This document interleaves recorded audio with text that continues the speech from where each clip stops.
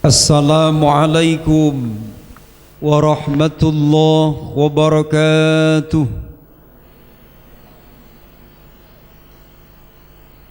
A'udzu billahi minasy syaithanir rajim. Bismillahirrahmanirrahim. Bismillahi ma sya'allah la quwwata illa billah. Masyaallah kullu ni'matin minallah. Masya Allah al-khair kulluhu biyadillah. Masya Allah la yusrafus su'u illa billah. Ashhadu an la ilaha illallah wahdahu la sharika lah. Wa ashhadu anna Muhammadan abduhu wa rasuluh la nabiyya ba'dah. Allahumma salli wa sallim wa barik ala sayyidina Muhammadin wa ala alihi wa sahbihi ajma'in. Amma ba'du. Subhanaka la ilma lana illa ma 'allamtana innaka antal alimul hakim. Wa qala Rasulullah sallallahu alaihi wasallam min husni islamil mar'i tarkuhu ma la ya'ni.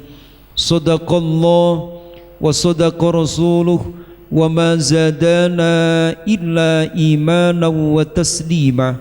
Allahumma aftah lana hikmatak wansur alaina rahmataka min khazaini rahmatik ya arhamar rahimin ya arhamar rahimin ya arhamar rahimin. Allahumma amin. Ya Rashid alhimna rusdak wa ahina rasidin wa ya hadi ihdinas siratal mustaqim. Wa na'udzu bihi min sururi anfusina wa min sayyiati a'malina. Ya Fattahu ya Alim iftah alaina fathan qariba.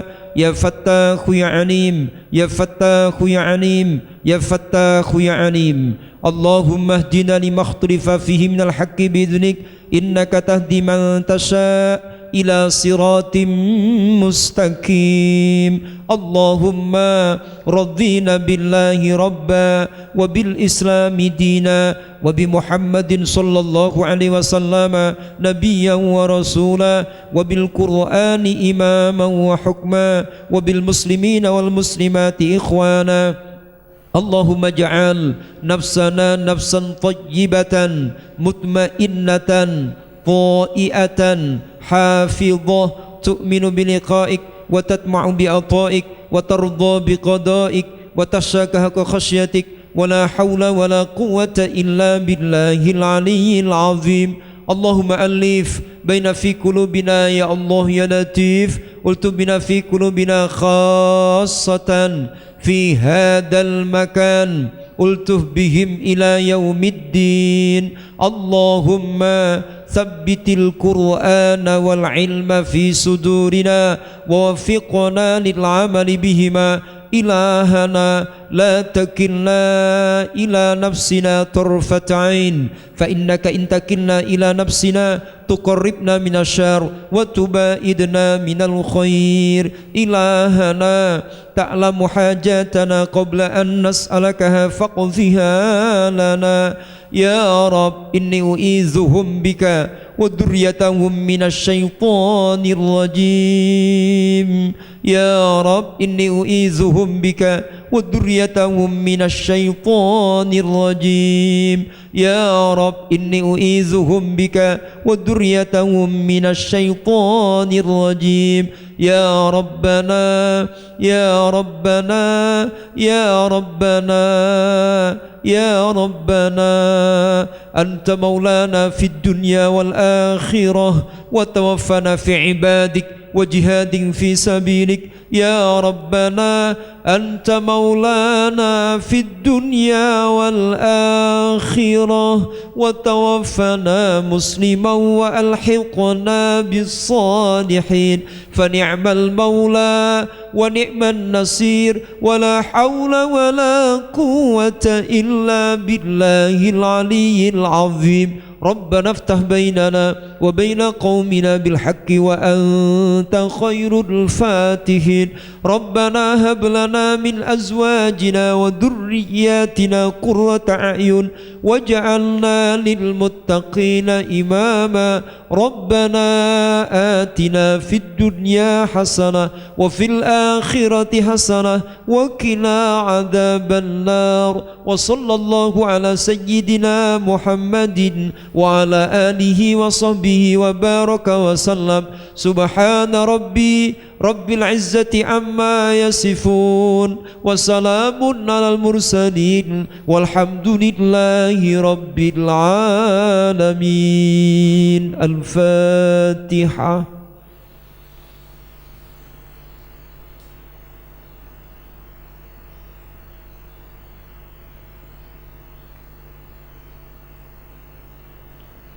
Alhamdulillah kita masih hidup. Mari kita syukuri nikmat berupa kehidupan ini dengan terus mendekatkan diri kepada Allah Tabaraka wa Ta'ala. Harapannya kapanpun takdir Allah berupa kematian menemui kita, semuanya saja ditakdirkan sebagai penghuni surga husnul khotimah, dan itu hanya bisa diraih dengan akhlak yang mulia ketika hidup di dunia ini. Sebelum menuju pada tema, ada sebuah kisah yang menarik. Seorang santri yang mencari kesejatian hidup, akhirnya apa? Dia coba berkelana dari satu kota menuju kota yang lain. Menurut dia sudah menemukan orang yang hebat. Akhirnya datang ke kiainya, "Syekh, saya sudah menjumpai orang yang hebat." "Di mana itu?" "Di sana." "Di mana letak kehebatannya?" "Saya menjumpai beliaunya, Syekh. Itu bisa berjalan di atas air." Kata Syekh itu, "Kamu ndak usah kagum sama dia, bebek juga bisa." "Bebek sakit nambaten?" "Sakit." Akhirnya apa? Dia berkelana lagi, golek wong sing hebat. Menurut dia sudah menemukan, datang lagi ke Syekhnya. "Syekh, saya bisa menemukan orang yang terbang." Kata Syekh tadi, "Awakmu gak usah gumun, gak usah heran, manuk ya iso." Belum puas dia, cari lagi orang yang hebat. Menurut dia sudah menemukan lagi. "Syekh, saya sudah menemukan sekarang. Ada orang jam 7 di Nurul Hayat, ya, jam 8 sudah di Mekah. Makanya ketika Jumatan tidak pernah ke masjid, masuk kamar biasanya." Kata Syekh tadi, "Gak usah heran, iblis ya iso ngono kuwi. Jin ya iso. 1 jam di sini, jam berikutnya di sana." Akhirnya apa? "Sudah Syekh, saya nyerah pun. Kalau begitu orang yang hebat itu siapa sih?" Sang Syekh menyatakan, orang yang hebat adalah orang yang mampu menampilkan akhlak yang mulia kepada Allah dan kepada sesama makhluknya Allah. Inilah orang yang hebat. Inilah orang yang dibanggakan oleh Allah dan Rasulnya. Inilah kisah pembuka untuk materi kita pagi hari ini. Sebenarnya materi yang disampaikan ke saya meneladani akhlak Nabi, tapi lebih dari itu saya permak materinya. Mohon maaf. Apa itu? Agar memiliki akhlak yang mulia. Karena memang tujuan Nabi diutus itu adalah liutammima makarimal akhlak. Tapi kita tidak sekedar, kalau materinya meneladani akhlak Nabi, nanti saya hanya menampilkan episode akhlak Nabi itu seperti ini, seperti ini. Tapi lebih dari itu, yang kita kaji pagi ini adalah bagaimana agar kita memiliki akhlak yang mulia. Harapannya sepulang dari sini nanti sampai jam 12, kajinya kan sampai jam 12 ya. Sepulang dari sini nanti jam 12, semuanya saja berusaha dan dimampukan oleh Allah menerapkan akhlakul karimah dalam kehidupan sehari-hari. Allahumma amin. Agar memiliki akhlak yang mulia, pertama, paling dekat dengan Nabi. Setiap mukmin ketika ditanya apa cita-citanya, kalau dia mukmin sejati, tentu dia tidak akan menjawab cita-citaku dokter, cita-citaku jadi presiden. Itu mukmin sing ecek-ecek ini.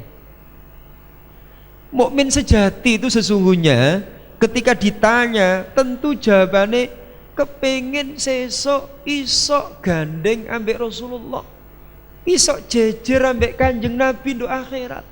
Itu mukmin sejati. Dan itu dibuktikan. Ada seorang sahabat namanya Rabi'ah bin Ka'ab al-Aslami. Dia khodamnya Nabi itu, pelayannya Nabi.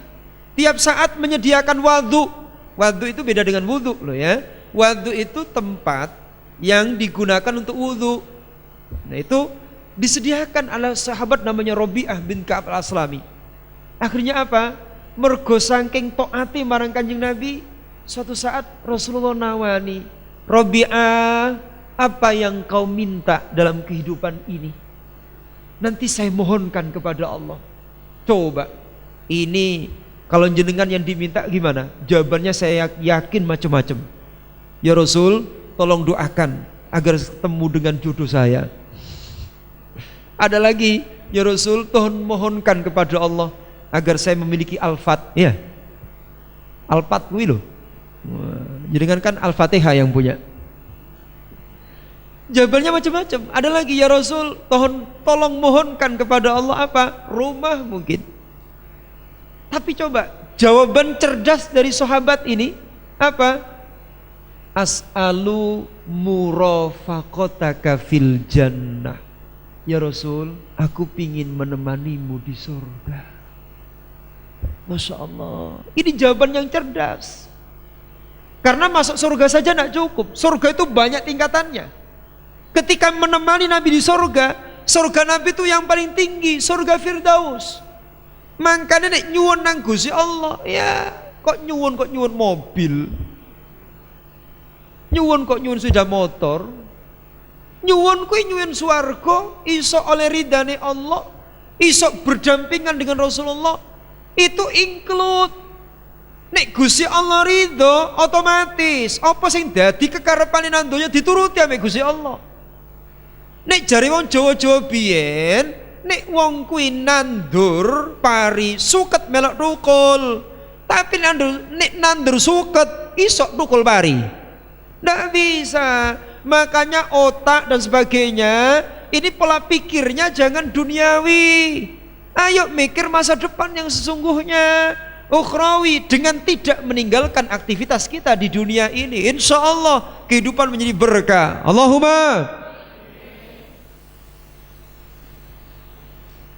Lalu bagaimana caranya agar kita bisa meraih derajat yang demikian tinggi itu?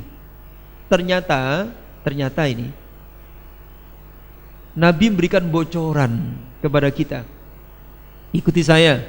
Wa an Jabir radhiyallahu anna Rasulullah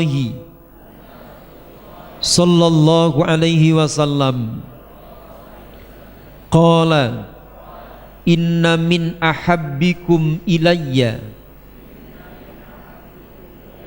wa aqrabikum minni majlisan yaumal qiyamah ahasinakum akhlaqan.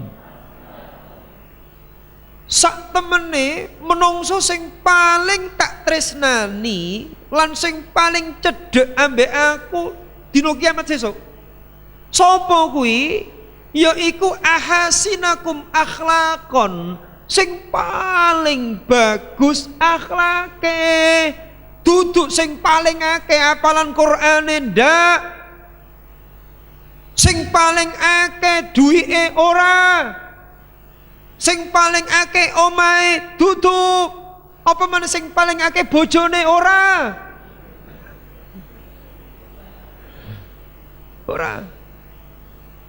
Jadi yang paling dekat dengan Nabi itu ahasinakum akhlaqon, yang paling bagus akhlaknya. Ayo, iki dadi cita-cita.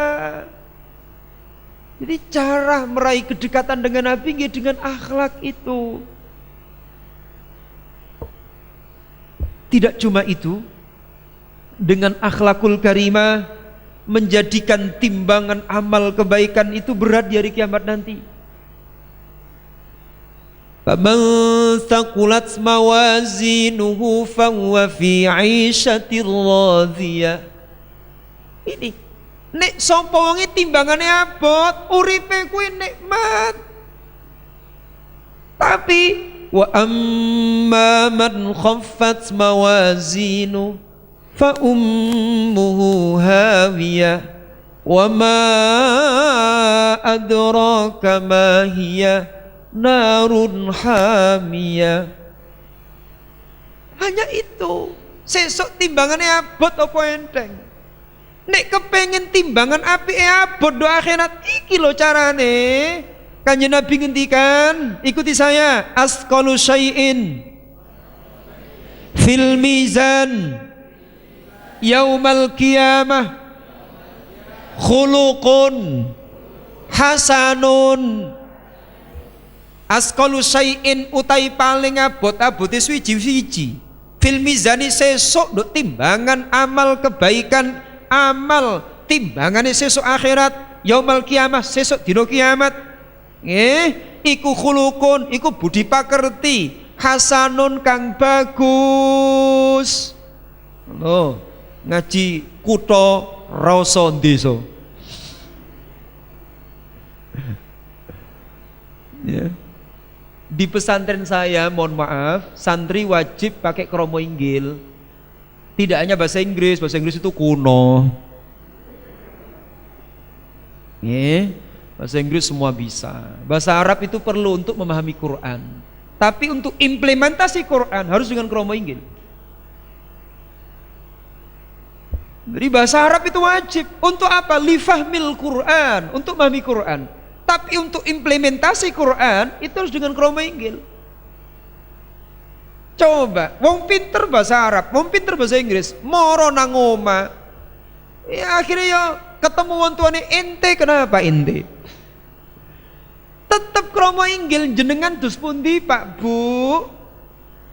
Harus begitu. Tidak how are you today? Tidak begitu. Makanya santri yang masuk ke pesantren saya itu kita janji dulu, pulang ke rumah ya, you have to speak Japanese. Oh Japanese. Ya, engkau harus berbicara bahasa kromo dengan orang tua. Kalau tidak boleh mondok di sini. Nanti yang kedua, sesuk nek wis kawin ketemu marang tua kudu basa. Ra ono gunane hafal Quran 30 juz nang marang tua gak basa. Isini. Iki lak calon mantu kabeh to. Lan jenengan ngapal Quran ndok kene sesuk nikah gak basa mbek wong tua, ora ono gunane Quran jenengan. Wis gak usah ngapal Quran nek ngono. Tambah ngabot-ngaboti. Nggih, karena Quran itu hujjatun laka au alaika. Quran itu bisa menjadi hujjah yang akan bisa meringankan kita atau bisa memberatkan kita di akhirat nanti. Semuanya itu tergantung dengan kita memiliki akhlak yang mulia. Muga-muga sing rawuh niki diparingi akhlak sing sae.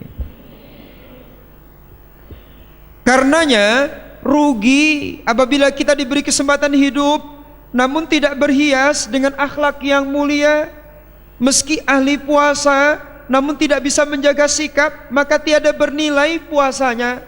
Nabi bersabda, man lam yada' qaula zur wal amal bihi falisa lillahi haja fi ayyada at-ta'amah wa syaraba.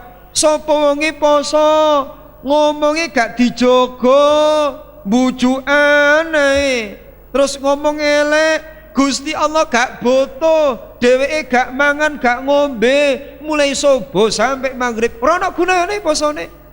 Makanya coba Nabi ngendikan toh, kam min shaim, redaksi yang lain rubba shaim. Napa maknane? Wake banget wong sing poso, tapi apa? Laisa min siyamihi illal ju' wal atash.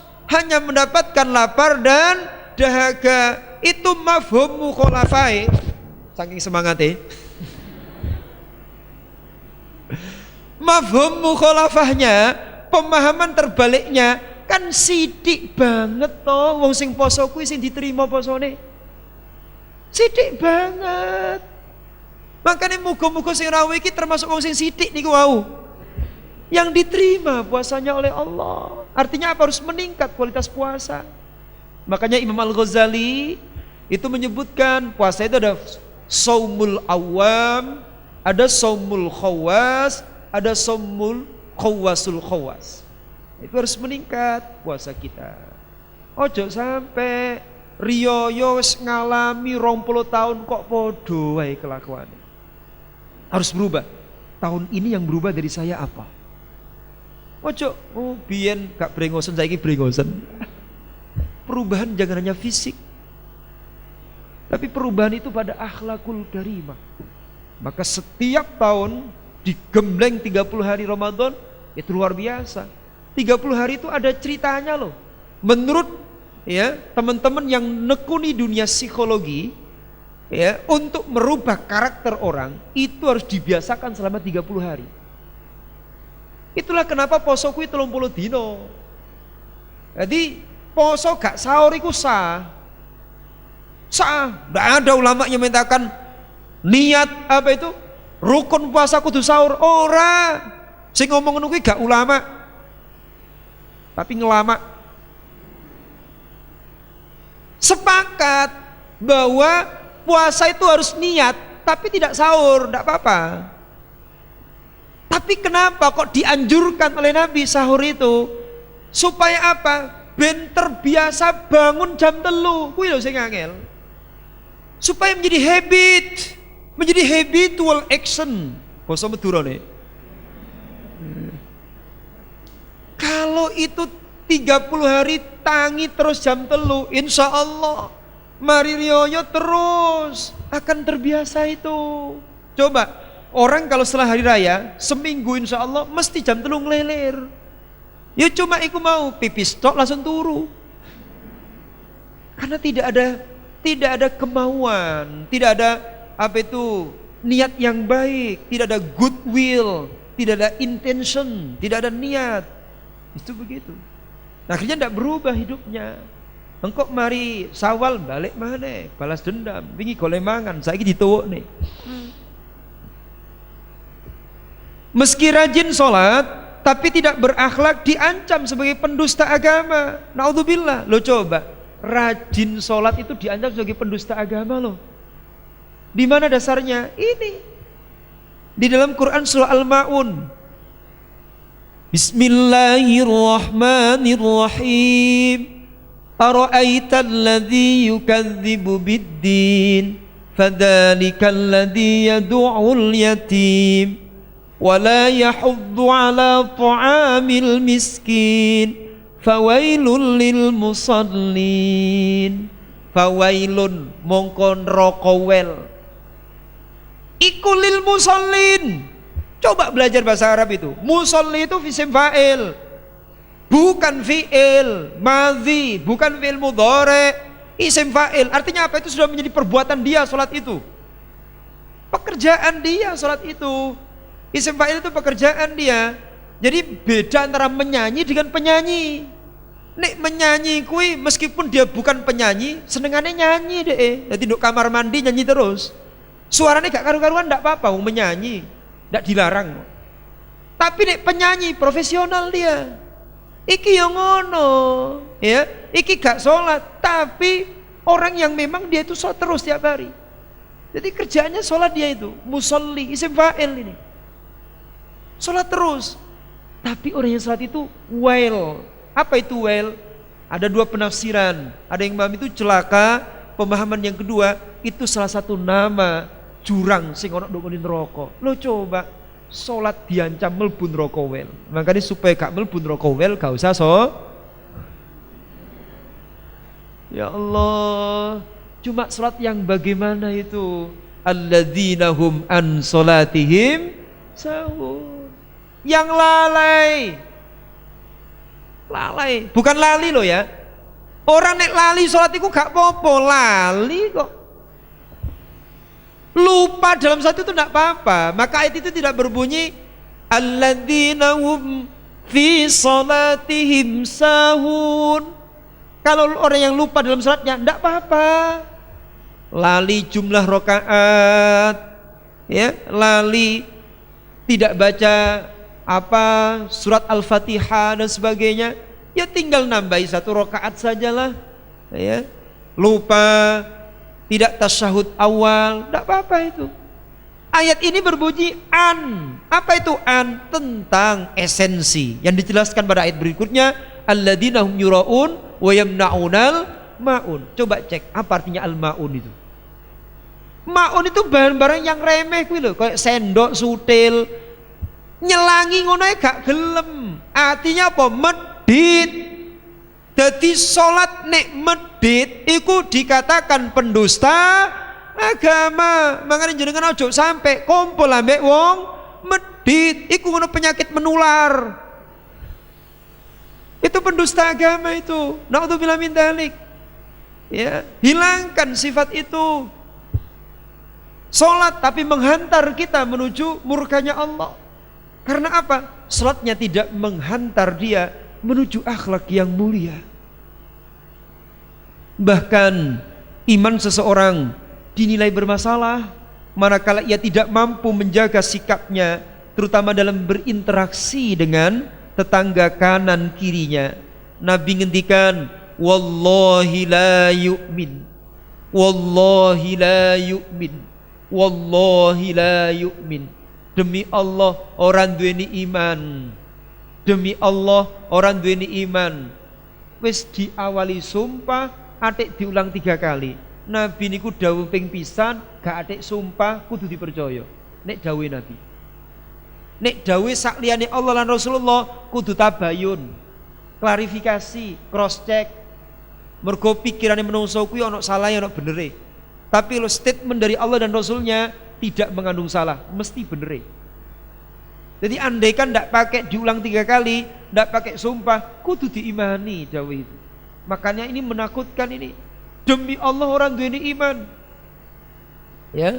Akhirnya sahabat bertanya, "Man ya Rasulullah?" Sinten ya Rasul sing mboten gadai iman? Nabi menyatakan, "Alladzi la ya'manu jaruhu bawa'iqahu."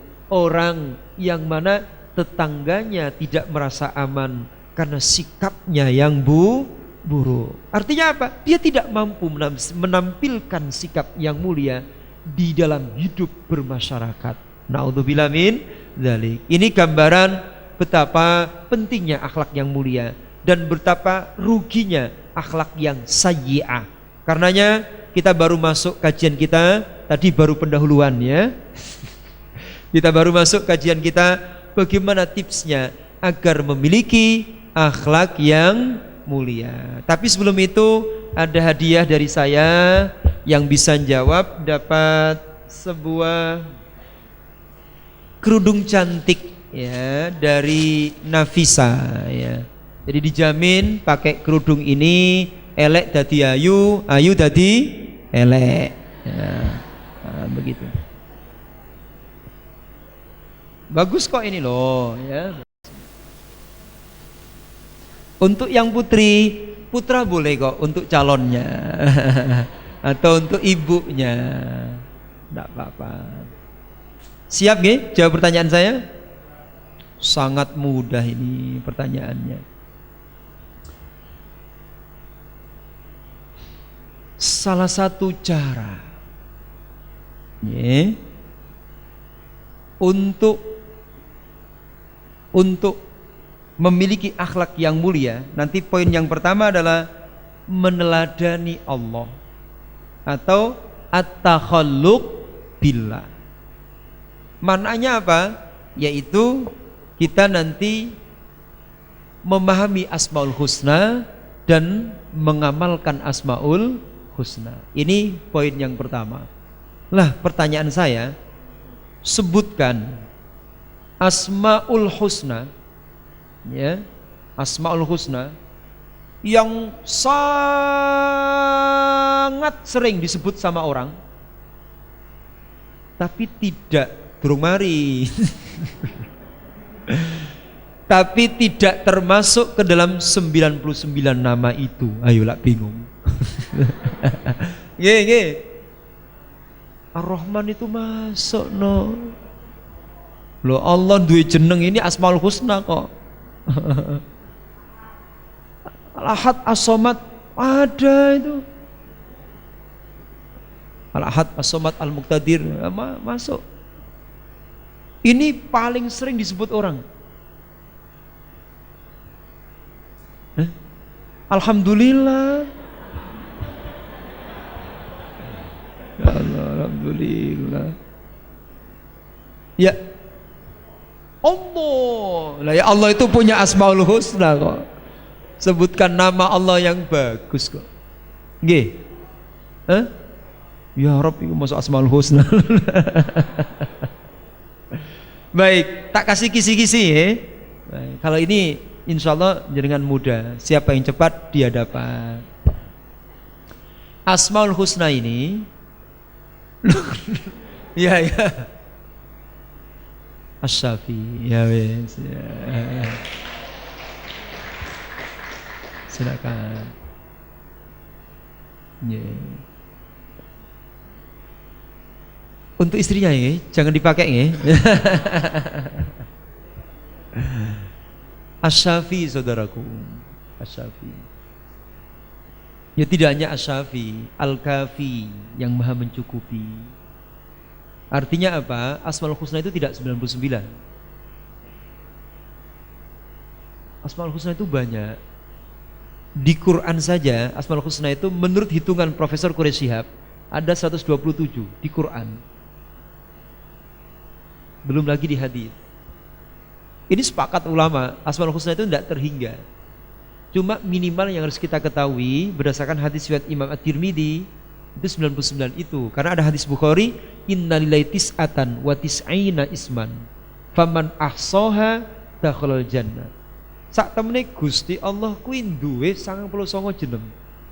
Tapi sekali lagi itu menunjukkan banyak, tidak batasan 99 itu di bawah 100 atau di atas 98, tidak. Sama halnya Nabi. Nabi itu tidak 25, Nabi itu 124.000. Kemudian Rasul itu ada 313. Beri banyak itu. Kitab ada 104, tidak 4 yang diturunkan oleh Allah. Tapi minimal 99 itu harus dipahami. Jadi wallahu la ilaha illa huwa rahmanur rahimul malikul quddus salamul mu'minul muhaiminul azizul jabbar mutakabbirul khaliqul bari'ul musawwirul ghafurul qahhar al wahhabur razzaqul fattahul alimul qabidul basidul khafidur rafil muzil mudirus samiul basir al hakamul adil latiful khabir halimul azim al ghafurus syakur al kabir hafidul muqit al hasibul jalil karim raqibul mujibul wasi sampai as-sabur. Itu harus dipahami dengan baik dan benar. Ya, minimal itu. Maka ini poin yang pertama, supaya kita punya akhlak yang mulia, yaitu dengan menghafal, memahami al-asma al-husna, berdoa dengannya dan meneladaninya dalam kehidupan sehari-hari. Tidak cukup dihafal. Jadi jenengan apal asmaul husna tok, tidak bisa itu menghantarkan ke surga, tidak bisa. Hadisnya faman ahsoha. Ihsa itu menurut Ibnul Qayyim dipersyaratkan 4 hal. 1, hifdzuha, ya, menghafalnya. Yang kedua, fahmu ma'aniha, memahami maknanya. Yang ketiga, ad-du'a biha, berdoa dengannya. Walillahil asma'ul husna fad'uhu biha. Yang ketiga. Yang keempat adalah berakhlak dengannya atau meneladaninya atau al-amal biha, mengamalkannya dalam kehidupan sehari-hari. Satu contoh, Al-Halim. Al-Halim ini asma Allah yang ke-32 insyaallah. Al-Halim itu artinya apa? Dari kata al-hilmu. Apa itu? Nek Jowo nek aris. Kalau dalam Indonesianya santun. Al-hilmu itu Halim, ya. Kita bisa berdoa ini, ya Allah ya Halim, Engkau zat yang maha santun, karuniakan ya Allah kepada kami menjadi pribadi yang santun. Kemudian menerapkan asma Allah Al-Halim itu bagaimana? Yaitu bagaimana menunjukkan tutur kata yang santun dan perilaku yang santun kepada siapapun itu, terutama kepada guru, terutama lagi kepada orang tua. Maka insya Allah ketika orang itu memahami satu persatu al-asma al-husna mulai awal hingga akhir, terus dia bisa mengamalkan, insya Allah lahirlah akhlak yang mulia. Ngaten ya? Satu. Yang kedua sekarang. Yang kedua, nek kepengen duwe akhlak yang mulia, maka harus tilawah Al-Quran dan As-Sunnah. Maca Quran. Saya yakin betul, nek wong kuwi maca Qurane tenanan, mulai dari Al-Fatihah sampai dengan An-Nas, itu akan memancar akhlak yang mulia. Nek dheweke maca Quran bendina, khatam bolak-balik, kelakuane gak bener, salah cara bacanya itu. Kudune maca Quran itu memancarkan akhlak yang mulia. Coba nek perlu ya memang kudu dihafalne Quran itu, ya. Sejarah, kita mengenang sejarah. Coba di sini, saat berada di Madinah, Nabi itu mengadakan survei. Ternyata apa? Jumlah penduduk Madinah itu ada 10.000 ketika itu. Ya, 8.500 non Muslim. Ada Yahudi, Nasrani, musyrik, itu di situ. Sisanya berapa? 1.500. Ternyata apa? 1.500 ini ditakuti yang 8.500. 1.500 ini menguasai. 15% ditakuti yang 85%. Coba bandingkan dengan kondisi umat Islam di Indonesia. Katanya kita mayoritas, tapi seringkali yang berkuasa justru mereka yang di luar Islam. Kenapa? Coba, ada rahasia yang di situ sering tidak dipahami orang. Ternyata apa? Saya tulis di situ, 1.500 itu hanya ada 6 orang yang tidak hafal Al-Quran. Inilah kuncinya. Kenapa? Ya, kenapa? Ketika itu, ya, bangun masjid langsung jadi, perang mesti menang. Ya, apapun itu kegiatan sobo, masjidnya jadi langsung penuh. Kenapa? Karena Al-Quran itu menetap di dada mereka. 1.500 sahabat, hanya ada 6 orang yang tidak hafal Quran. Masya Allah. Ini. Maka inilah pentingnya hafal Quran itu. Supaya apa? Punya akhlak. Punya akhlak. Sekitar dua minggu yang lalu, saya diminta memberikan tausiah di Masjid Nur Zaman UNER, karena UNER atas instruksi Pak Rektor, rektornya rumahnya dekat sini loh, di MA 3, di sebelahnya Masjid Asasul A'mal, rumahnya Rektor UNER, Prof Nasih. Itu membuat aturan. Apa? Beliaunya memerintahkan untuk membuat UKM tahfidz Al-Quran. Kemarin itu launching, grand launching besar-besaran. Ya, saya diminta memberikan tausiah. Judulnya apa? Meluruskan niat dalam menghafal Al-Quran. Karena di sana iming-imingnya luar biasa. Hafal 5 juz, beasiswa 1 semester. 5 juz lagi 1 semester. Nah 30 juz total selama kuliah. Ini baru tahun ini ada aturan itu, langsung dari Pak Rektor. Jadi akhirnya apa? Pesertanya banyak membludak. Lah iki nek gak ditoto niate, kepengin beasiswa iku mau. Akhirnya apa? Saya luruskan. Niate ngapalno Quran iki aja kaya ngono. Aja mbek ben kepengen apa kuwi dadi idol kuwi lho. Saiki akeh idol kuwi lho. Nggih, apal Quran terus dadi Indonesian Idol. Iku akhirnya apa? Quran hanya sekedar menjadi tontonan saja, tidak menjadi tuntunan. Quran hanya menjadi hiasan mulut, hiasan lidah, tidak mampu menjadi hiasan kolbu, apalagi menjadi hiasan perilaku. Naudzubillah min dzalik. Maka niatnya ngapal Quran itu apa? Niru Nabi, beres. Karena apa? Nabi hafal Al-Quran. Makanya semuanya harus termotivasi. Semuanya harus termotivasi begitu. Lah bahkan lebih jauh nanti di poin berikutnya juga ada terkait itu. Akhlak Nabi adalah Al-Quran. Jadi nek kepingin punya akhlak yang mulia, itu Quran itu dibaca, dipahami, nanti akan memandu kita punya akhlak yang mulia. Orang kalau dia menghafal Quran, hafalannya sudah sampai pada surah Ali Imran ayat 133, 134 dan 35, insya Allah dia tidak akan marah. Saya pengalaman itu. Saya punya teman satu kamar waktu menghafal Quran dulu di Bali, ya, di negara dari Gresik. Ngamuan dia, masya Allah. Wong Gresik banyak ngamuan.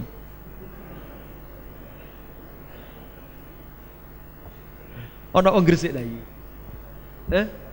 Pundi wong Gresik? Ngamuan pun, omongane, tingkai, masya Allah. Akhirnya apa? Kami komitmen satu kamar, kita menghafal tidak hanya lafadznya, tapi ayo pahami maknanya. Akhirnya pelan-pelan dia menghafal. Sampai pada ayat 133 dia baca itu Ali Imran. Bismillahirrahmanirrahim. Wasari'u ila maghfiratin min rabbikum wa jannatin 'arduha as-samawati wal ardu uiddat lil muttaqin. Bersegeralah menuju ampunannya Allah dan surga yang luasnya apa? Samawat wal ard, seluas langit dan bumi. Wah, dia tertarik. Aku pingin dapat ampunannya Allah. Aku pingin dapat surga yang luasnya saja begitu, lebarnya, belum lagi panjangnya. Ternyata apa? Uiddat lil muttaqin, disediakan bagi orang yang bertakwa. Akhirnya dicari lagi. Satu ayat berikutnya 134. Siapa ini ayat satu? Apa itu yang dimaksud dengan orang yang bertakwa itu? Baca itu. Alladzina yunfikuna fis sarra'i wadh-dharra'i wal kadhiminal ghaidha wal 'afina 'anil nas wallahu yuhibbul muhsinin. Apa di situ yang bertakwa yang dijanjikan ampunan dan juga surganya Allah? Alladzina yunfikuna fis sarra' wadh-dharra, wae melarat wae sugih tetap peduli kepada orang lain. Gampangane gak medit. Nek wong urip kuwi medit kangelan oleh swarga kuwi. Bahkan kula ini enggak ada guru tasawuf, ya. Sampai hari ini saya berguru kepada beliau. Beliau menyatakan tangeh lamun, ya, untuk dadi wali wiridan terus saya, tapi medit. Jalan tercepat untuk menjadi walinya Allah kuwi loman, sakho. Loman. Jadi begitu. Makanya ini menempati urutan yang pertama, alladzina yunfikuna fis sarra wadh-dharra, mau peduli kepada orang lain, menginfakkan hartanya baik dikala miskin maupun dikala kaya. Yang kedua, wah ini dia baca lagi, wal kadhiminal ghaidh, orang yang mampu menahan marah. Langsung dia komentar, "Loh, nek ngene aku gak pantas mlebu swarga. Oh, aku biasanya ngamuan." Akhirnya pas mulai hari dia berjanji, mulai hari ini saya harus bisa mengendalikan diri. untuk tidak mudah marah. Jadi ngamukan kuwi gak oleh. Nek ngamuk gak apa-apa lho nggih. Saestu Nabi itu pernah marah tapi tidak mudah marah. Pokoknya ana ketambahan kuwi elek, turu kuwi apik. Turuan masyaallah, longgo nang majelis ngeten iki tas nyekel ngene iki langsung khusyuk. Turuan. Ya. Kenekan kuwi lho gak oleh. Mangan kuwi apik, manganan wangel kuwi. Wong nek kakean mangan iki gak iso nangis, munajat gak iso. Wong wetenge wareg iku gak iso eling Gusti Allah iki kangelan. Atine nelongso nangis nang Gusti Allah gak iso. Makanya saya ndak habis pikir, orang habis istighosa, habis tahlilan, habis wiridan, lo kok iso mangan-mangan, saya ndak habis pikir kok. Saya ndak bisa. Kok iso koyo ngono? Pada saat itu dia sambung kepada Allah. Lalu setelah itu dia habiskan dengan itu. Gak iso. Nek wong kuwi watenge wareg ndak iso nangis munajat. Gersah-gersah ndak bisa. Ndak bisa. Jadi begitu. Wal kadhiminal ghaid. Ya. Akhirnya dia berubah. Ini yang saya maksud. Kalau orang itu menghafalkan Quran, semakin banyak surat yang dihafal, semakin bagus akhlaknya. Coba kita lihat sejarah lagi.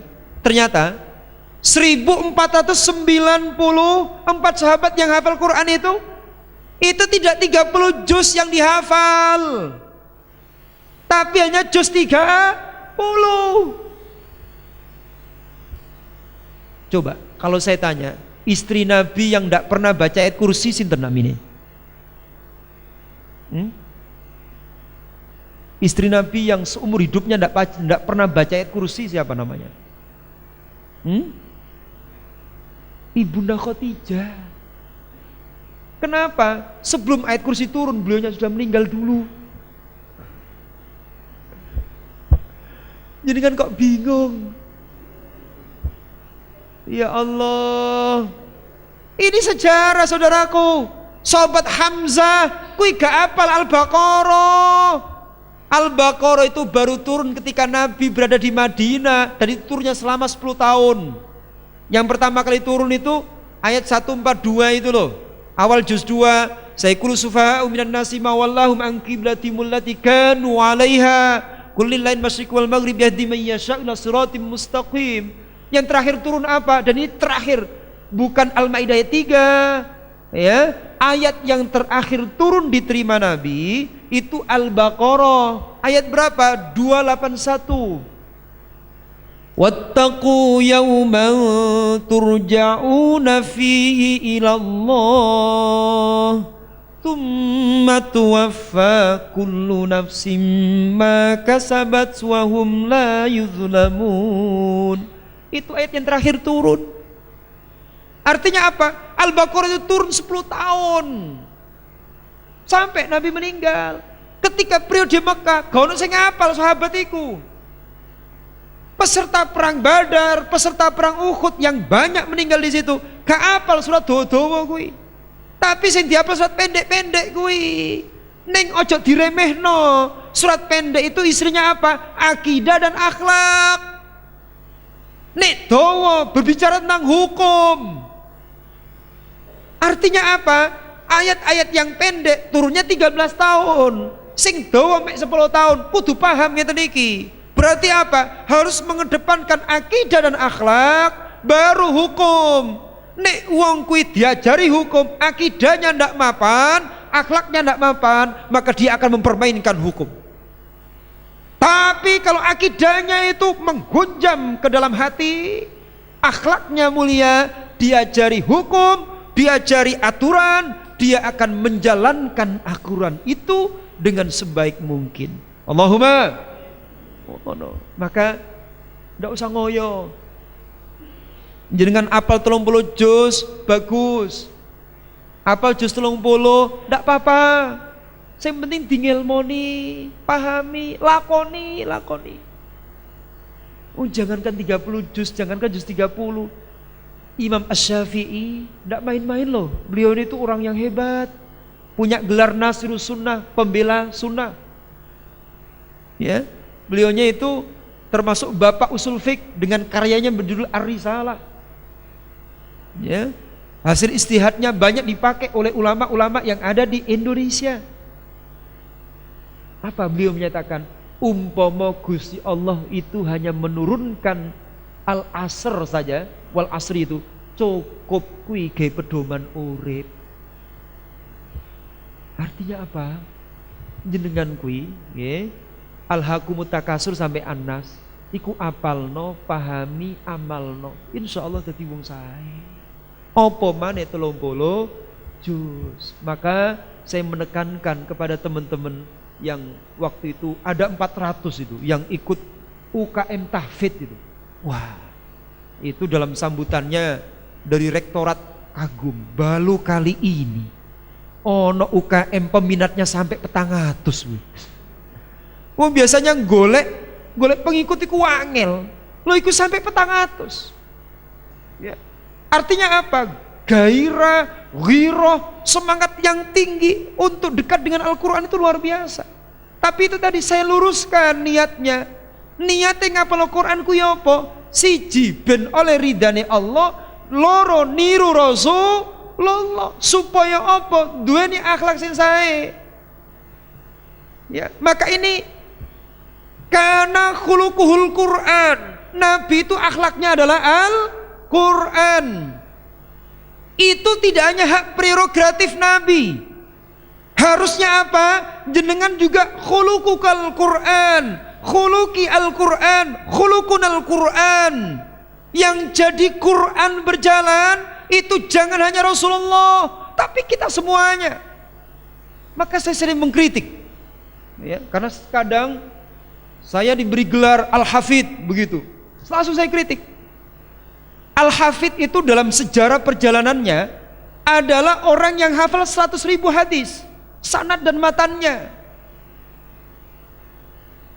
Semisal Al-Hafidh Ibnu Hajar Al-Asqalan, Al-Hafidh Ibnu Katsir, ya, banyak itu. Kalau lebih dari itu 300.000 Al-Imam. Jadi begitu. Yang paling banyak hafalannya 1 juta hadis Imam Ahmad bin Hambal. Sanad dan matan itu otaknya cemerlang. Tapi nek Quran bahasanya tidak hafid, ndak, hamilul Quran. Ibu-ibu tahu nggih hamil? Hamil Quran, meskipun laki-laki hamilul Quran, jamaknya apa? Hamalah. Maka Imam An-Nawawi menulis satu karya judulnya At-Tibyan fi Adabi Hamalatil Quran. Penjelasan dalam rangka adab-adab bagi orang yang hamalatul Quran.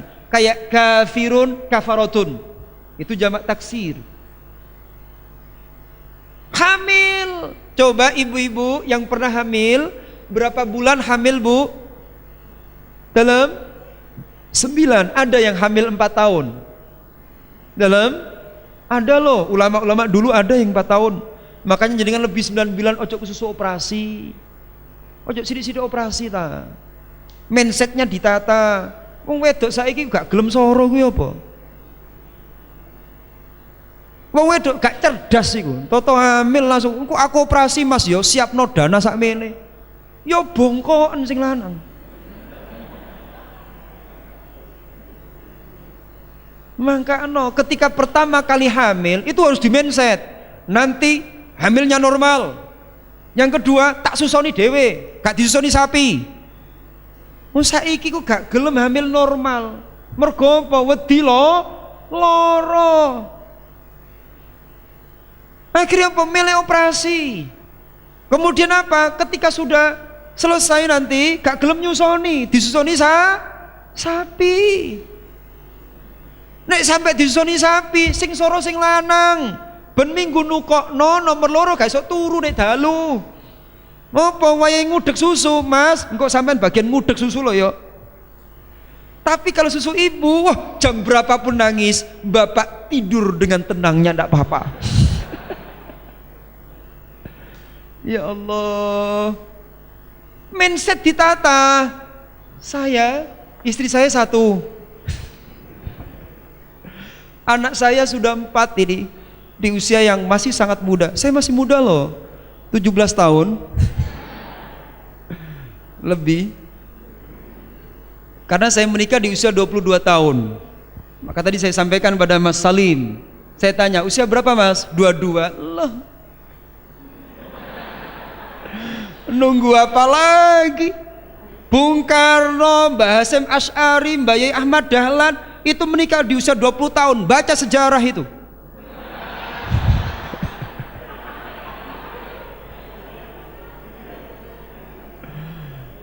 Ojo ragu, ya, justru dengan nikah iku narik rizki Mas. Gak ngandel, jenengan wis hafal urung surat An-Nur. Nggih. Coba pahami itu An-Nur ayat 32. Wa ankihul ayama minkum was-salihina min ibadikum wa imaikum. Nikahno sing bujang-bujang iku. Iya kunu fuqara. Nek bujang iku fakir. Fakir iku luwih nemen tinimbang miskin. Fakir iku luwih nemen tinimbang miskin. At-Taubah ayat 60. Ya, innamas shadaqat lil fuqara dulu baru masakin. Mergo fakir kuwi jobless. Kan duwe pekerjaan fakir kuwi. Nek miskin duwe penghasilan tapi tidak mencukupi. Artinya apa? Nek wong fakir gak duwe apa-apa, asalkan niatnya tulus karena Allah, yughnihimullah, dicukupi oleh Allah. Paham nggih? Sedang matur Bapak Ibu. Ya Allah. Ngenteni apa? Donya wis tuwek kaya ngene.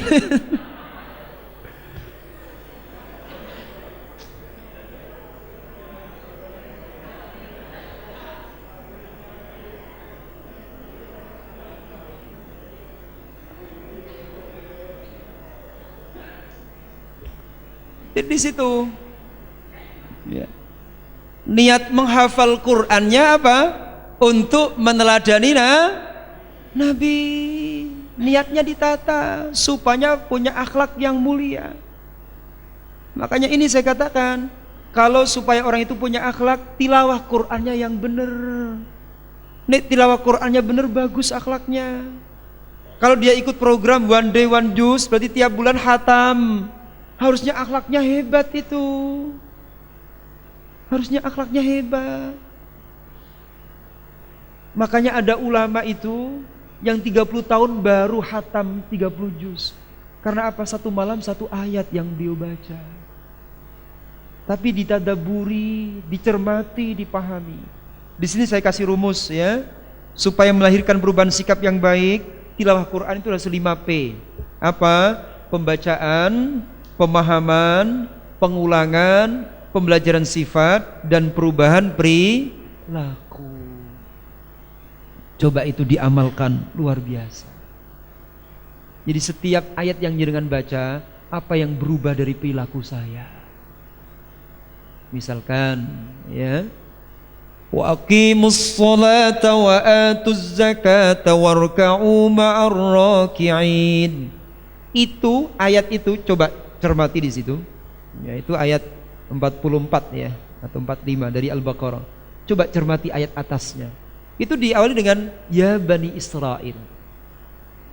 Konteksnya itu berbicara tentang Bani Israel. Tapi ulama sepakat al-ibrah bi umumil lafzi la bi khusus sabab. Meskipun konteksnya Bani Israel, tetapi itu untuk kita. Semua ayat itu untuk kita. Semua ayat untuk kita. Maka setiap membaca satu ayat, ini hidayatul ayat apa? Kalau jenengan pengen tahu tafsir yang di situ setiap ayat itu mesti ada hidayatul ayat, itu diantaranya apa itu tafsir yang ditulis oleh Syekh Abu Bakar Al-Jazairi, itu mesti ada. Atau kalau jenengan kesulitan mengakses tafsir itu, bisa merujuk pada karyanya Profesor Quraisyhab yang judulnya Al-Lubab. Ya, Prof Quraisyhab itu punya dua karya tafsir. Yang pertama tafsir Al-Misbah, itu luas pembahasannya. Kalau pingin ringkasannya dan langsung petunjuk dari ayat itu namanya Al-Lubab. Al-Lubab itu ringkasannya. Jadi bahkan disebut dengan itu tafsir untuk orang-orang yang sibuk. Lah jenengan sibuk toh. Lah cocok niku. Tadi Masya Allah.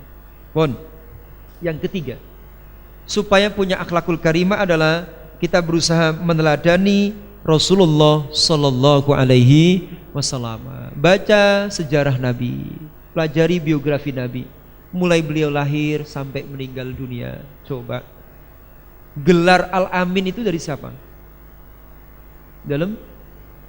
Dari siapa? Dari orang-orang kafir. Ini sejarah ini. Allah mengangkat Nabi Muhammad sebagai utusannya Allah. Itu bukan karena beliau bergelar profesor doktor, tidak. Karena gelar Al-Amin itu, saya meneliti itu, ada buku yang jenengan insya Allah sudah tahu, 100 orang yang paling berpengaruh di seluruh dunia, karya Michael Hart. Itu sudah terbit berulang kali, diterjemahkan ke 20 bahasa. Saya cermati satu persatu nama itu. Ternyata apa? Nomor 1 Nabi Muhammad, nomor yang lain itu orang-orang yang gelarnya profesor doktor. Lo coba, wong gak nate sekolah, gak iso moco, gak iso nulis, menempati posisi yang pertama dan yang paling berpengaruh di dunia. Karena apa? Akhlaknya. Akhlak ini yang bisa merubah. Akhlak ini yang bisa memberikan pengaruh yang indah di tengah-tengah masyarakat. Baik, ini pertanyaan. Kalau bisa jawab, kalau tadi kerudung ya, sekarang kaos. Dan kaos ini menjadi trademark di pesantren kami. Saya tidak akan berikan ini kepada santri saya kecuali kalau dia sudah hafal 5 juz. Ya. Kalau belum hafal 5 juz tidak boleh ini. Tapi untuk jenengan masih gak hafal gak apa-apa. Apa itu? Yaitu kaos untuk adik jenengan ya. Karena memang ini desainnya untuk anak kelas 1 atau 2 SD. Cita-citaku hafid 30 juz. Meskipun jadi pilot, meskipun jadi atlet, artis, programmer, tidak masalah. Yang penting 30 juz. Yang penting Quran menetap di dada. Ya.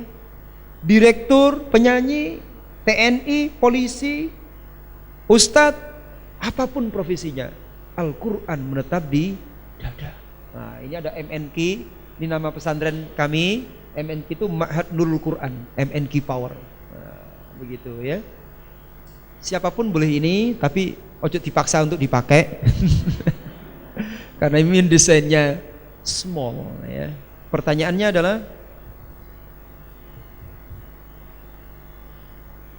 sebutkan contoh nama orang satu saja yang masih hidup dan dia sukses. Satu saja. Ayo. Iya, ini jenengan cilik kok pas. Orang yang masih hidup dia sukses. Masih hidup. Masih hidup ya. Ya. Ustaz Yusuf Mansur, di mana letak kesuksesannya? Menurut saya beliau belum sukses.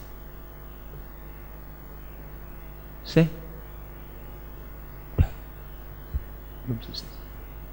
Kalau jenengan tidak percaya, silahkan pertemukan saya dengan beliau. Atau jenengan boleh bertanya langsung kepada beliau, jenengan sudah sukses atau belum? Pasti jawaban beliau belum.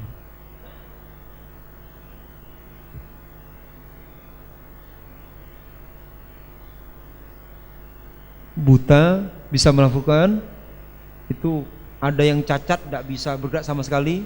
Iku Syekh Ammar Bugis itu dari Makassar, tapi lahirnya di Mekah. Bukan itu jawabannya. Dalam ibu esinten. Ibu jenengan apa ibu kula? Boten nah, boten. Nggih. Pak Molek. Oh, Pak Molek. Yesus.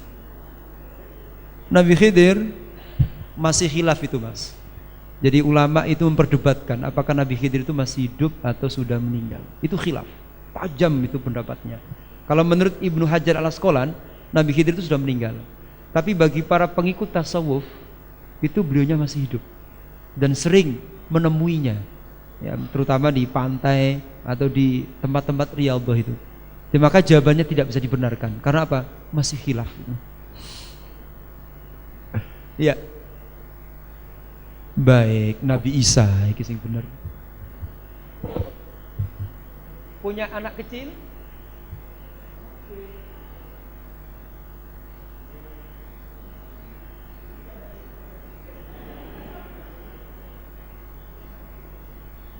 Baik. Sebenarnya yang saya inginkan jawabannya adalah tidak ada. Ya, karena Nabi Isa di atas, artinya selain Nabi gak ono wong sukses kuwi. Karena apa? Sukses itu apa sih? Sukses kuwi nek mati iso nyebut la ilaha illallah. Sukses kuwi ndok kuburan iso jawab pertanyaane malaikat mungkar lan nakir. Lah pertanyaannya sopo sing iso jamin kono meskipun nang donya profesor, doktor, Ki Haji Al-Hafidh MA, MU, NU, apalagi MU kan Manchester United ya. Iku durung jelas kabeh dulur saestu. Belum jelas semuanya, kita ini belum tahu. Makanya jenengan jadi apapun ojo rumangsa sukses. Yang betul-betul sukses siapa? Rasulullah Sallallahu Alaihi Wasallam. Itu yang pasti suksesnya. Makanya di sini saya tulis ada gium. Jika engkau ingin sukses, maka teladanilah orang-orang yang sukses. Siapa orang yang sukses? Presiden belum sukses. Coba saya tanya, presiden apa yakin nanti ketika meninggal bisa mengucap la ilaha illallah? Orang sehebat apapun tidak bisa, saudaraku. Maka tidak bisa orang klaim sukses. Di dunia ini proses, bukan sukses. Karena rapot belum diberikan. Nek arek ujian di sekolah, iku rapot dikekno. Tapi rapot teori iku durung dikekno. Jadi jangan pernah merasa aku sudah jadi ini sukses. Ndak. Termasuk kalau nanti jenengan sudah hafal Quran, iku durung sukses, saudaraku. Belum. Tadi saya katakan hamil itu berapa bulan? Meteng anak mek 9 bulan dulur, tapi nek hamilul Quran sampai mati. Makanya gembol Quran kuwi luwih abot tinimbang gembol anak. Hamilul Quran kuwi sampai mati. Ndak bisa. Sudah wisuda itu ndak bisa. Maka saya tidak pernah mewisuda santri. Karena apa? Wisuda itu apa? Wes sudah. Buyar nek wes sudah. Ya. Tapi apa? Mengukuhkan santri. Mengukuhkan. Itu begitu. Kita tetapkan jadi santri selamanya. Karena sing mantan santri mari diwisuda gak genah urip nang masyarakat kuwi. Maka saya katakan, saya tidak pernah mewisuda. Saya justru mengukuhkan kau jadi santri selamanya. Santri itu polip, selamanya aku tunduk ilmu. Karena utlubul ilma minal mahdi ilal lahdi. Terus hamil Quran kui sampai mati. Game boleh gak 9 bulan. Piye nalikane ajal tiba 30 juz itu masih menetap di dada. Bahkan kita baca saat di surga dikatakan Iqra wartaki warattil kama kunta turattil fid dunya. Masya Allah, baca Quran itu naiklah derajatmu dan bacalah dengan tartil sebagaimana engkau bacanya di dunia, karena akhir derajatmu di surga ditentukan apa yang kau baca. Sangat indah.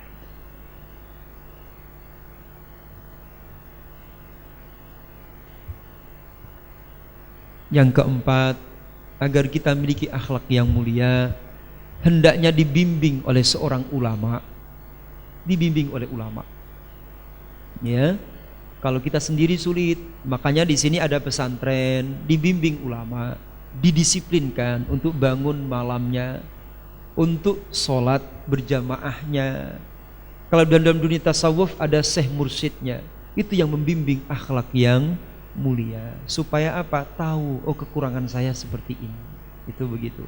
Kemudian yang kelima, pilihlah komunitas yang baik. Kalau teman tidak baik, ini hati-hati.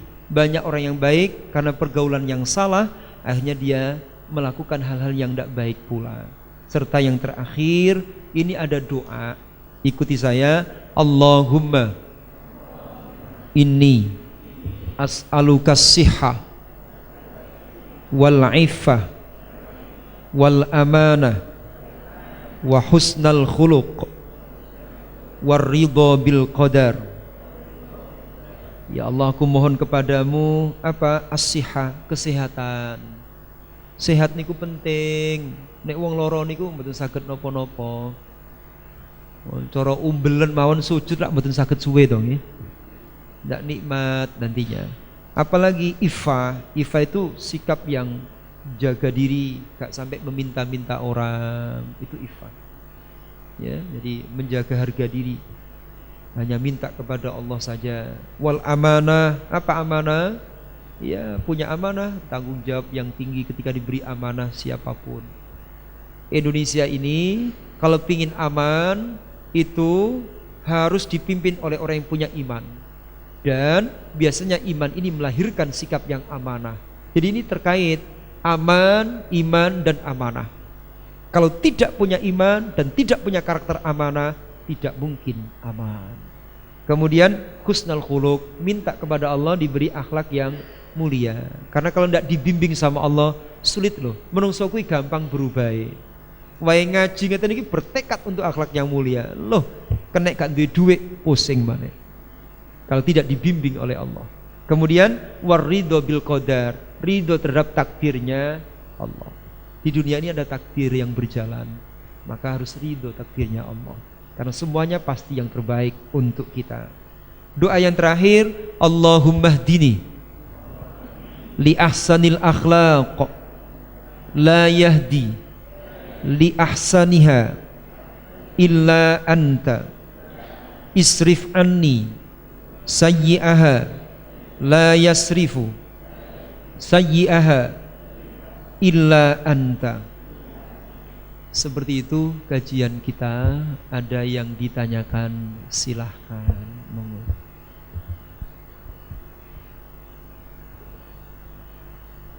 Baik, selanjutnya kami buka sesi tanya jawab.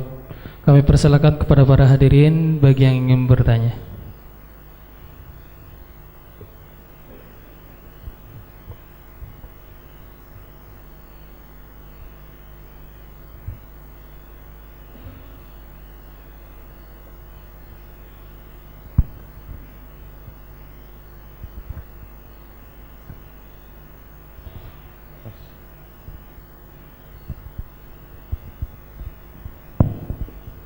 Assalamualaikum Ustaz.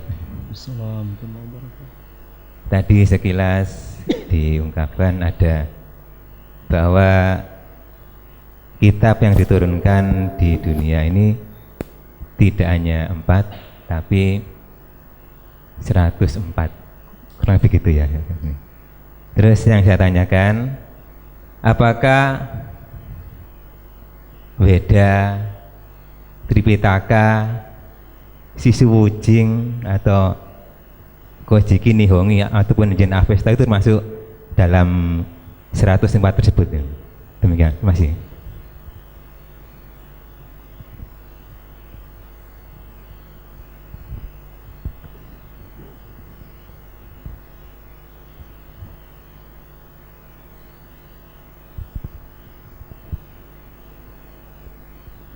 Silakan saya tampung dulu, monggo. Ya.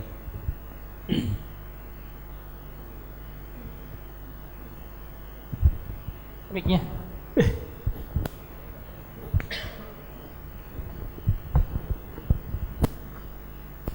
Assalamualaikum warahmatullahi wabarakatuh. Assalamualaikum warahmatullahi wabarakatuh. Mau tanya tentang akhlak kepada orang tua, Pak Ustadz. Itu kan kita jaraknya jauh. Kan untuk anak laki-laki kan berbakti pada orang seumur hidup nih Pak.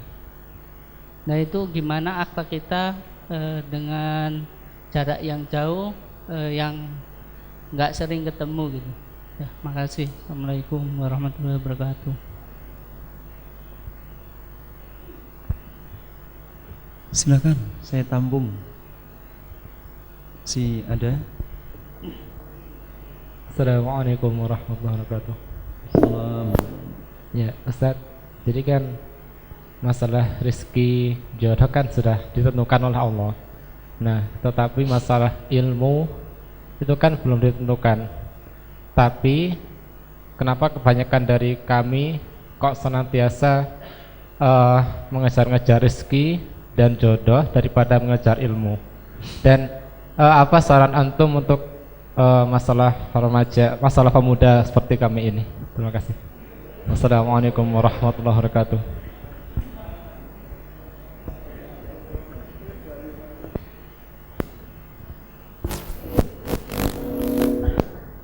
Masih ada yang lain? Ya, silakan. Nggih, monggo. Dari ibu-ibu, ya.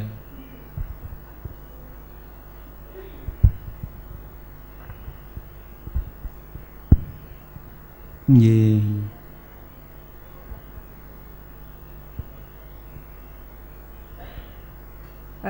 Akan cocok untuk para santri.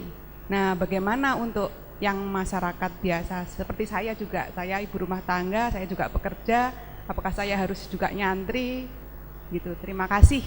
Ya, assalamualaikum warahmatullahi wabarakatuh.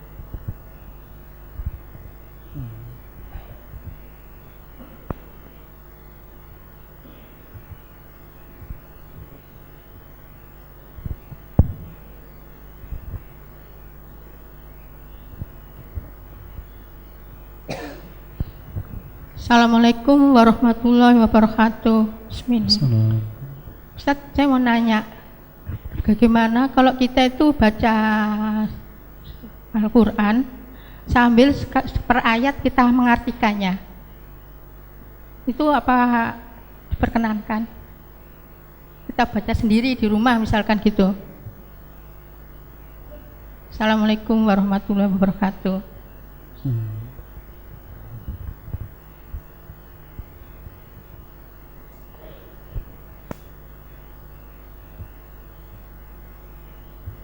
Sudah semua? Oh, masih ada. Nih. Seputar jodoh, oh enggak ya?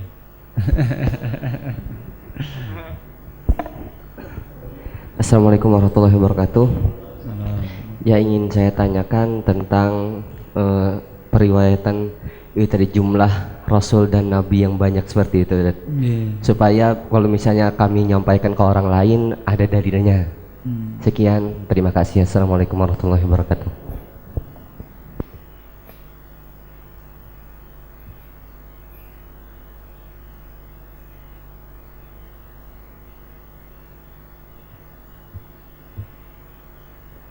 Sudah. Baik. A'udzubillahi minasyaitonirrajim. Bismillahirrahmanirrahim. Pertanyaan yang pertama hampir sama dengan pertanyaan yang terakhir, terkait dengan jumlah kitab, jumlah rasul dan juga jumlah nabi.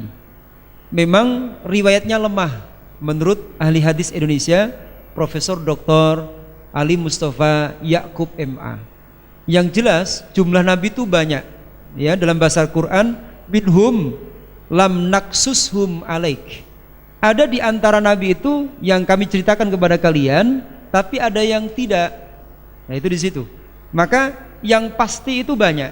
Lah, adapun 124.000 ini, 313 ini, itu di beberapa tafsir disebutkan, tapi diteliti oleh pakar hadis itu memang kualitasnya lemah. Kualitas yang lemah itu hanya untuk fadhailul a'mal saja, tapi tidak bisa dijadikan sandaran untuk hukum apalagi akidah. Maka jenengan tidak harus mempercayai bahwa jumlah nabi 313, jumlah rasul tadi 313, jumlah nabi 124.000, tidak, ya. Yang penting jenengan harus beriman bahwa ada nabi, ya, ada nabi terdahulu sebelum Nabi Muhammad yang disebutkan di dalam Al-Quran itu ada 25 itu. Bahkan nanti ulama khilaf apakah Luqman ini termasuk nabi atau tidak. Bahkan ada teman saya bukan tesisnya ya, skripsinya itu membahas tentang Ibunda Maryam itu juga seorang nabi dengan dalih beliaunya dapat wahyu. Tapi ini nanti ditentang oleh jumhur ulama karena ada yang menyatakan nabi itu syaratnya harus laki-laki. Akhirnya wallahu a'lam jumlah persisnya begitu. Kemudian terkait dengan kitab pun sama ya, dengan jumlah kitab pun sama. Kalau dalam apakah Weda, Tripitaka itu masuk ke dalam 104 kitab itu tidak dijelaskan. Jadi yang ada dalam Quran itu hanya suhufi Ibrahim wa Musa misalnya. Kita yang kenal itu hanya Zabur, Injil, Taurat, apalagi Al-Quran. Tetapi suhufnya masing-masing, kemudian namanya itu apa, itu tidak ada penjelasan lebih jauh. Yang jelas kita hanya diwajibkan mengimani, misalkan di awal Al-Baqarah, walladzina yu'minuna bima unzila ilaika wa ma unzila min qablik, dan apa yang diturunkan pada apa yang sebelum engkau. Kita hanya mengimani bahwa sudah ada kitab-kitab yang turun, tapi kita tidak diwajibkan untuk mempelajari. Memang kalau kita belajar sejarah itu banyak juga yang meneliti bahwa Siddhartha Buddha Gautama itu juga nabi, Konfuse itu juga nabi, dan banyak sekali yang berpendapat seperti itu. Tapi sekali lagi itu hanya pendapat yang perlu terus diteliti apakah benar atau tidak. Wallahu a'lam. Yang berikutnya, akhlak kepada orang tua yang jauh gampang, yang penting transfernya lancar. Ya, siapa tadi yang bertanya? Itu ya, yang penting itu, jangan lupa itu. Ya, jangan sampai, dan perlu saya luruskan, anak laki-laki harus berbakti kepada orang tua seumur hidup. Tidak hanya anak laki-laki, saudaraku, anak wedok lanang podo kudu ngabekti nang wong tua. Jadi dengan menikah itu bukan halangan untuk menjadi anak yang berbakti, tidak. Menikah itu tidak putus hubungan dengan orang tua. Makanya Rasulullah tiap malam itu bangun. Nang ini sinten? Coba hadis dia di dalam kitab itu Sholihin disebutkan itu. Ya Ali, Fatimah, bangun dok, le tangi tahajud begitu. Hubungan antara orang tua dengan anak tidak pernah berhenti. Meskipun Fatimah sudah menjadi istrinya Ali, ya, Ali bin Abi Thalib, bukan Ali Misbahul Munir. Itu ditangani. Jadi oke, anak ini, perempuan ini kalau sudah menjadi istri seseorang, tanggung jawab ekonomi beralih kepada suaminya. Tapi tanggung jawab keberagamaan, orang tua harus terus memantaunya. Nah, setelah engkau menikah, Quranmu piye? Hilang, Pak. Salatmu piye? Ini harus dijaga karena banyak anak yang hilang akidahnya. Karena termasuk strategi non muslim itu mengawini, kemudian setelah itu dijadikan ini masalah dalam hal akidahnya itu. Jadi itu sebenarnya yang berbuat baik kepada orang tua tidak hanya anak laki-laki, juga anak perempuan. Kemudian terus komunikasi, ya, seminggu sekali telepon beliau. Kemudian dan yang paling utama, di setiap sholat sambung dengan doa, terutama di sepertiga malam yang terakhir baca istighfarnya Nabi Ibrahim, Rabbana ghfirli wali walidayya walil mu'minina yauma yaqumul hisab. Quran surah Ibrahim ayat 41. Ya Allah, ampuni saya dan kedua orang tua saya dan seluruh orang mukmin, terutama saat terjadinya hisab. Ngoten nggih. Berikutnya, rizki jodoh digoleki, ilmu gak digoleki, yo salahin jenengan. Makanya begini saudaraku, dalam Quran itu tidak ada ya Allah tambahkan rizki, tidak ada. Apalagi tambahkan istri, tidak ada permintaan ini. Yang ada itu Quran surat Toha, Rabbi zidni ilma wa qur Rabbi zidni ilma. Ya Allah tambahkan kepadaku ilmu, itu isyaratku, ilmu harus terus bertambah. Nek rizki, ya rizki iku ket biyen ya wis dadi ngono kuwi. Cuma kita tidak tahu rizki kita ini di mana dan sebagainya, makanya ada ikhtiar itu. Jodoh kita pun kita tidak tahu oleh sopo, makanya ikhtiar itu. Tapi ilmu memang harus diusahakan, harus dicari betul. Makanya di situ banyak perintah cari ilmu sampai ke Cina, tidak ada cari jodoh sampai ke Cina. Meskipun hadisnya banyak diperselisihkan kualitasnya oleh para ulama. Jadi Rabbi zidni ilma itu yang menjadi acuan. Saya tutup untuk menjawab pertanyaan jenengan dengan sebuah syairnya Imam Syafi'i. Hayatul fata wallahi bil ilmi wat tuqa idza lam yakuna la tibaral lidatihi. Kehidupan seorang pemuda demi Allah kudu duweni ilmu lan tata krama atau takwa. Nek arek nom gak duwe ilmu lan tata krama, nom-nomane gak ono regane.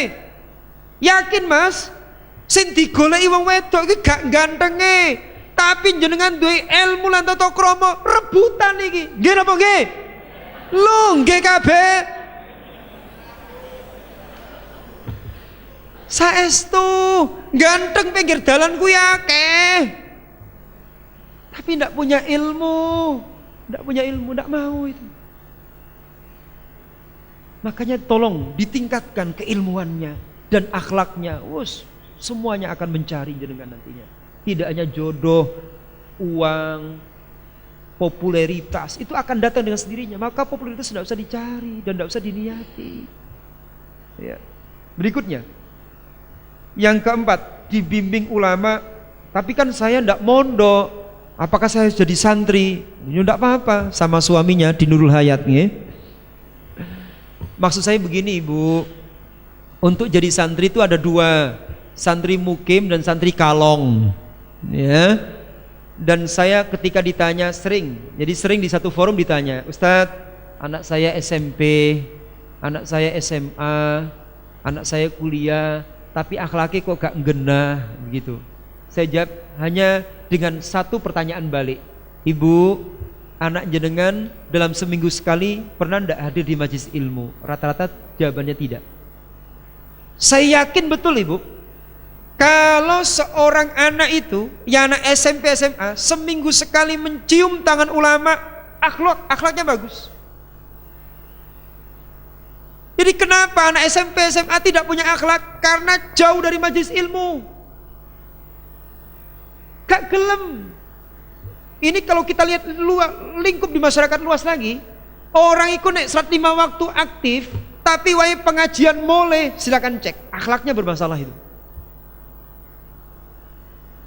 Jadi dengan mau hadir di majelis ilmu itu, berarti masih mau mendengarkan masukan dari orang lain, masih mau dibimbing oleh ulama, insya Allah akhlaknya mulia. Maka minimal seminggu sekali, ini anak jenengan harus bertemu dengan ulama, ya, mendengarkan nasihatnya, kemudian di situ mendapatkan berkah doanya yang di situ mesti diamini oleh para malaikat. Insya Allah mulia akhlaknya. Demikian halnya Ibu, jenengan sama suami datang ke majelis ilmu, itu pun sebagai sarana dibimbing oleh ulamanya Allah. Ngoten nggih?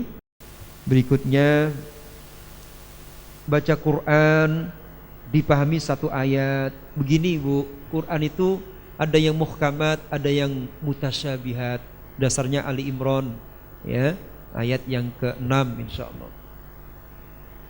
Artinya apa? Tidak semua ayat Quran itu bisa dipahami oleh semua orang.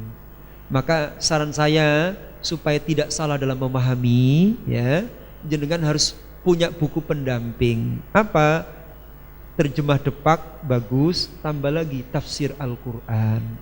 Tadi saya kasih contoh, tafsir Quran berbahasa Indonesia ini banyak. Misalnya karya Buya Hamka, ya, namanya Al-Azhar. Karya Profesor Mahmud Yunus. Ada lagi karyanya Prof. Quraish Shihab tadi Al-Misbah, ya. Kalau dalam bahasa Jawa ada Al-Ibris, ada Al-Iklil, atau karyanya Kiai Muhammad Soleh Darat, itu guru dari Bunda Kartini, kemudian guru dari Kiai Hasyim Asy'ari, guru dari Kiai Ahmad Dahlan. 3 orang ini berguru pada ulama yang sama, Kiai Soleh Darat, ya, dari Semarang. Bunda Kartini sejak kecil menghafal Quran, saudaraku. Sejak kecil belajar tafsir Al-Quran. Di mana? Di Meranggen, Demak, di Kiai Muhammad Soleh Darat. Dan beliaulah yang mengusulkan kepada Kiai Soleh untuk menulis tafsir Al-Quran. Maka sebenarnya foto aslinya Bunda Kartini kui gak gelungan ngono, kui kudungan. Pakai kudung Nafisa iku mau. Lah kenapa kok ngono kui? Ya iku mergo kesalahan sejarah. Tergantung sejarah itu kan siapa yang berkuasa, siapa yang meretretnya. Maka 21 April besok itu jenengan ndak harus terus sing santri kene gelungan kabeh, ya aja. Kudungan ngono lho, kayak wisuda lho. Wisuda Nul Hayat lapo nek ngene bareng. Tek-tek lapo niru wong barat kuwi. Wisuda ngono gak wayahe. Wisuda pesantren Quran kok ngene-ngene iki. Mbok yo nggawe apa imamah kayak Rasulullah. Kenapa kok niru-niru ku lapo?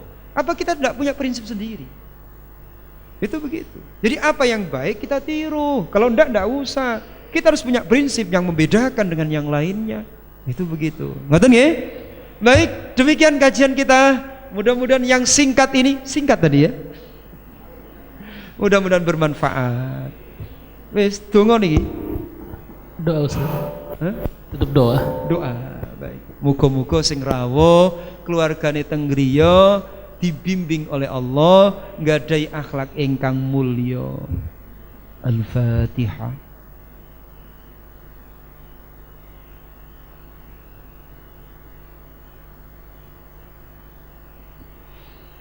A'udzu billahi minasyaitonir rajim. Bismillahirrahmanirrahim. Alhamdulillah rabbil alamin. Allahumma shalli wa sallim wa barik ala sayyidina Muhammadin wa ala alihi wa sahbihi wasallim.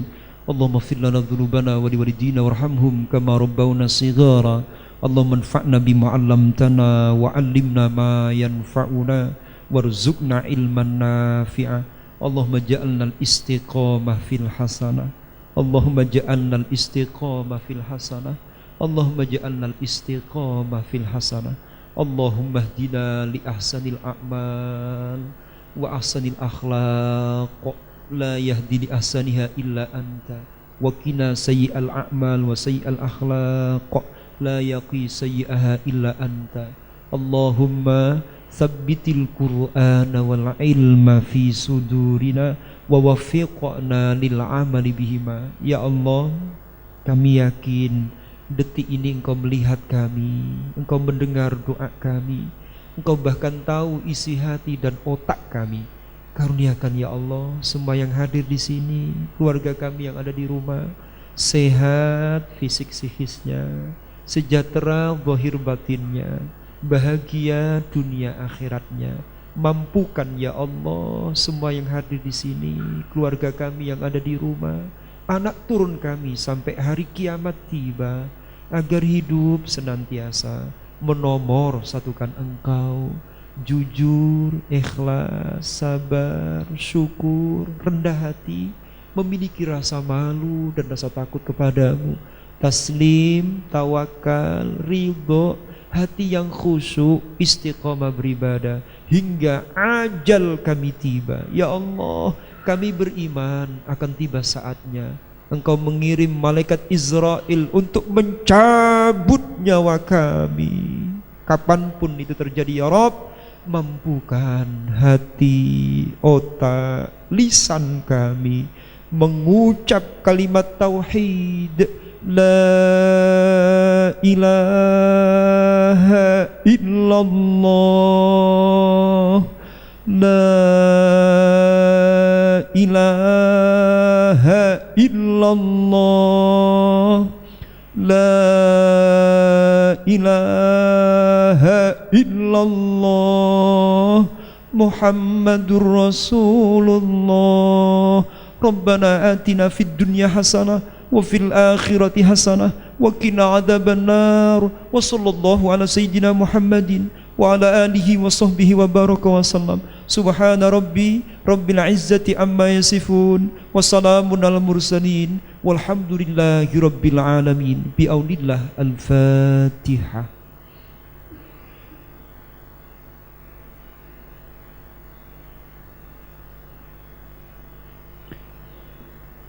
Mekaten ingkang saged kawula aturaken milai awal ngantos akhir mbok bilih wonten saru sakunipun anggen kula matur nyuwun agengipun samudra pangaksami. Wassalamualaikum warahmatullahi wabarakatuh.